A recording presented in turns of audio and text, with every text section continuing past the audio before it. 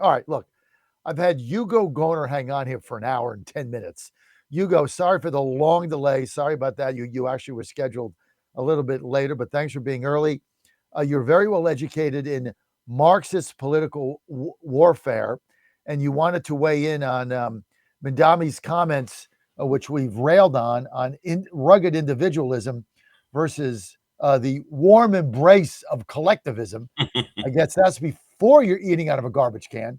Uh, Break this down for us. You're going to Well, again, thank you, sir, for being on hold an hour. Thank well, you. you know what? I appreciate the time. Thank you very much, John. I appreciate it. I met you at CPAC in February of last year, and I've been a fan of yours ever since. If I may, real quick, like comment on Anthony and the people that called in. There's a chain of command when you have a congressman or a legislator in a position. Uh, they're going to have staff, and they're going to have a chain of command. There's so much information comes across their desk that the staffers, a senator, a real senator on a congressional level, at a federal level, is going to have a dozen staffers, and they're going to weed through the most important stuff. And I want people to stay with me. I am a credentialed member of the press. I'm an investigator. I have credentials. I've written articles. I've written a book. I produce documentaries. But I want folks to understand the depth and the breadth. The lady that you showed, John, the clip of, the lady talking about audits, very few audits. And John, you know this better than most people. Very few audits are going to come forward. Now, stay with me. The congressmen, et cetera, the governors and stuff, most of this, when something gets near to them as far as culpability and I guess outright fraud and stuff, they're going to throw their staffers under the bus because they have what's called plausible deniability. Now, Miss Timken, she understands she's not going to get a lot of information. Why? Because her staffers, what is going to happen is whistleblowers are going to come forward and they're going to, hey, we have this information. There's been some serious stuff going on. Now, stay with me. The staffers are going to, okay, they're not going to give it to the congressman or the legislator. They're going to give it to the U.S. attorney in that particular region or in that particular area or in that particular state. The U.S. attorney's office in Minnesota is handling all this with the local FBI. Now, having said that, Governor Walz, okay, is not going to have, he's basically bailing. The point that I want to make is he has what's called plausible deniability. He's not going to go to jail. What's going to happen is the 100 people that you're seeing that are actually committing the fraud, and these poor citizens like Anthony and Paul, they're not seeing the governors. It's not going to happen. And you, John, you know this better than anybody. Basically, these congressmen and the higher ups are not going to go to prison. What's going to happen? Maybe a staffer might go, but you have 100 people. Now, stay with me. I'm going to give you some information that basically I dug out. For instance, guess how many daycare centers there are just in the city of Minneapolis? Take a guess, John. 150. 650. There are 9,300 daycare facilities like this in the state of Minnesota. The fraud is going to be massive ever since 2017, basically 2017, the U.S. Attorney's Office in the state of Minnesota and the FBI have been looking at this. They started arresting people back in 2022 after they broke open the seal on an unsealed indictment. There's going to be massive fraud, $1 trillion over the entire nation. But here's the thing I want folks to understand. We have a system of honor, John, and you know this better than anybody.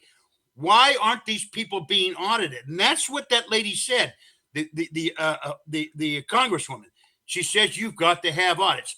Do you know the massive amount of information, the massive amount of claims that come forward that have to have an audit? It's unbelievable. It's in the hundreds of millions. It just can't be done. But more importantly, what I want folks to understand is how this plays out. One of the reasons these fraudsters can do this is because they give this information to the agency, okay? And then the agency says, well, we want you to make sure that you're not doing any fraud and like that. If we suspect fraud, then we will audit you. It's just like the registration system for voting.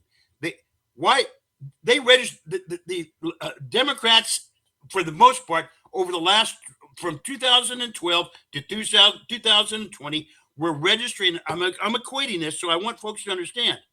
They were registering people for 8 years at a clip of 10,000 people a day. They put in that 8 years, from 2008 to 2020, they literally put 35 million Democratic voters on the rolls. More importantly, when you register to vote, if they say, "Are you a citizen?" Check this box. What happens? They don't audit you. They rely on your honesty, that you're providing the information is to be true. Nobody checks it. It's a longer story. I'm an expert in political warfare, or what I call Marxist political warfare. Let me show you something here real quick. See if I can show this to you. This is a report, a 300-page report out of the Department of Defense that's been declassified from 2015 on Marxist political warfare. The main goal of the Democrats' Marxist movement in this country, starting back in 2008 with Obama's fundamental transformation of this country, began a war. They declared war on this country to basically flood the country with migrants to bankrupt the country and register them. You know this better than anybody, better than most people, John. And having said that, when these people come over, what is the main, how can they bankrupt the country?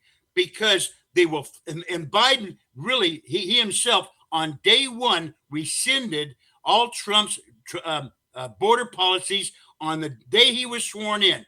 And that was a declaration of war. I'm saying it right now. Let me finish with this, and I'll seal it, and we'll move forward. Basically, what happens is when they can, that's the Cloward and Piven strategy to flood the country with people that really have no means of support. They have to go on the government teat. And guess what? Next thing you know, the welfare rolls are overwhelmed. And guess what? The states go bankrupt. Right now, 26 states in America are insolvent. California leads the bank with Illinois, Detroit, New York, and New Jersey. And they're responsible for 25% of the gross national income and the gross domestic product. You said a lot. Let's get to the phone lines. Let's get to Mel in Saratoga. Mel, you're live. Mm-hmm. Yes, good morning, John. Thank you for taking my call, and a happy New Year to you and the family and your listeners. Thank you. Yeah, I wanted to just follow up on Anthony and the fellow who's right behind him, talking about that congresswoman. You know, people like that, they're well off. I mean, they're set in life. They don't give a goddamn about you and me. They're just going through the motions. You know, all got to be an investigation, this and that and the other. Anybody with a backbone would be up in somebody's grill, like what's his name, the Attorney General of Minnesota, that communist Marxist Islamist, what the heck is his name? That black dude. Keith Ellison, right. Throw him and his grandmother, too. I would be smacking him around like a rag doll because it ain't right. Why? We hard-working Americans. I'm out here 7 days a week in all sorts of weather. My tax dollars are being robbed, stolen, cheated, and everything else. I'm getting smacked around like a rag doll. Now, if I'm a congresswoman or a person, I got constituents. I got to look out for them. I'm going to be making so much noise that it wouldn't be funny because my people want me to fight for them. May I help you ease some of your pain? When we have investigations, the government, and especially like in Minnesota, the U.S. Attorney's Office, the government, I guess, wheels turn very, very slowly. Give it time. You will see. And this is what I want. This is what I told John. And John understands this more than most people. And I want you to understand this too as well, Mel. The wheels turn slow, but arrests are being made. And we have a Governor Walz and his staff. These people have what's called plausible deniability.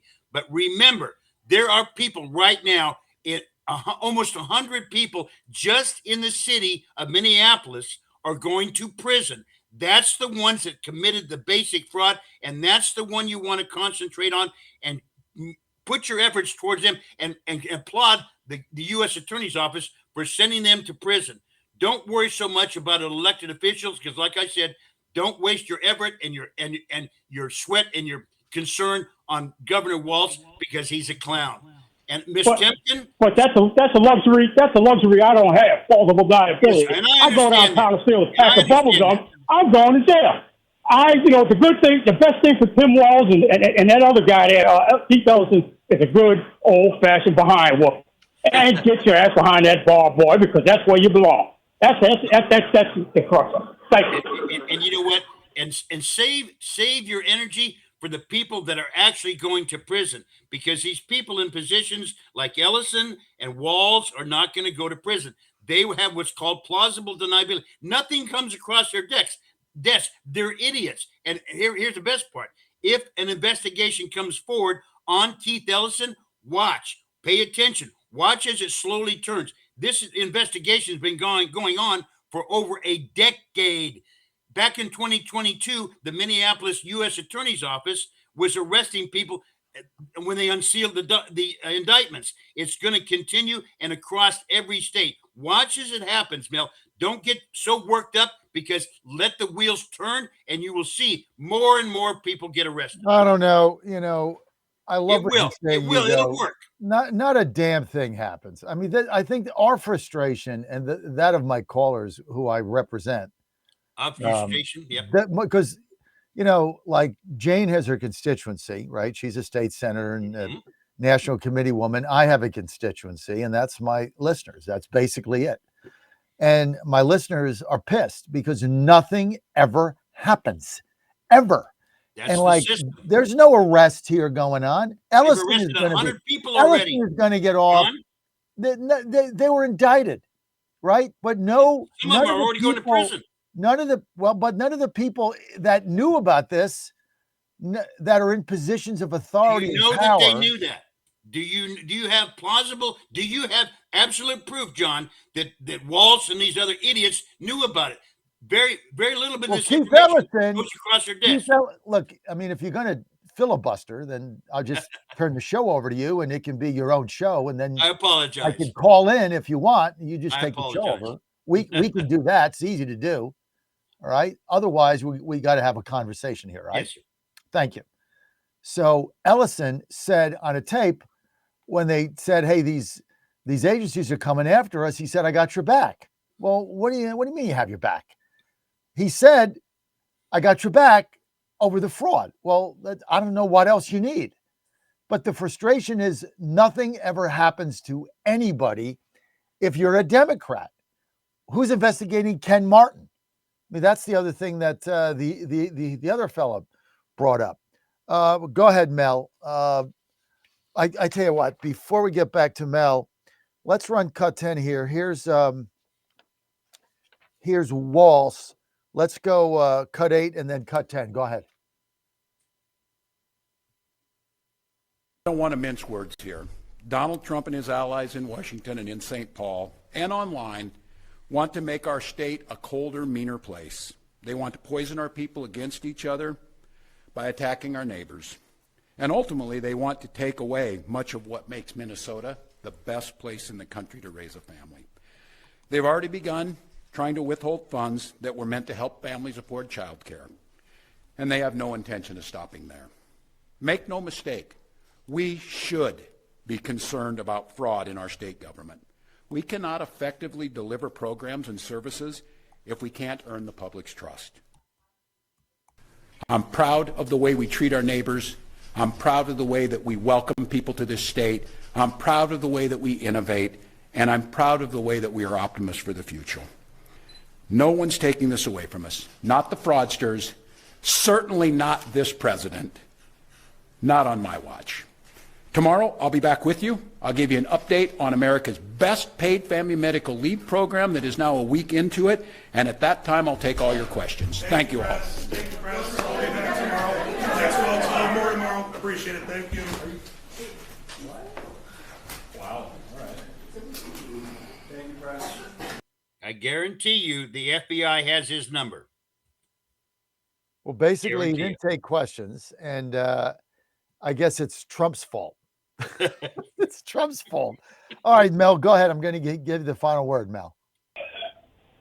Well, John, this country once again, just dealing with, this country once again, due to the Democrat with a P party, now we're the laughing stock all over the world again. These people, they never ever stop of making us look like foolish idiots around the world. That's why I say if you don't make examples of these sons of guns, it ain't gonna stop. We don't have a lot will of not time, stop. Mel. We don't have a lot of time.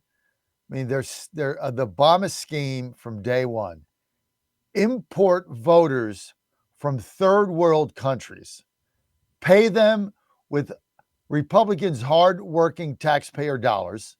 Some Democrats pay them with taxpayer dollars, let them do fraud, give them welfare, give them benefits, buy their votes, turn them into your volunteer foot soldier army, get the voter fraud going, get the ballots going, get early voting, get mail-in ballots, get it all, get same-day registration, no ID. This was their scheme from the beginning. And I don't know how you turn this back now.